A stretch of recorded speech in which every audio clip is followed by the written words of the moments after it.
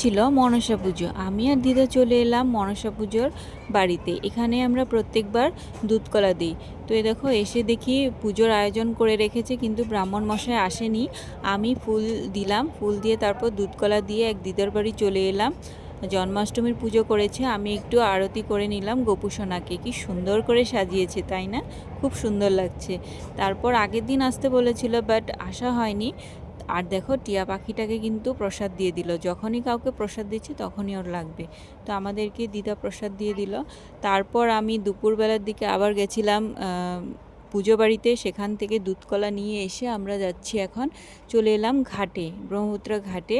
এখানে দেখো কত কাজ হচ্ছে, ব্রিজ হয়ে গেছে অলমোস্ট। একটা ব্রিজ সে আজ্ঞাথুরি থেকে আসছে, সে সরাইঘাট ব্রিজ আছে যে সেখানে তল দিয়ে যাবে।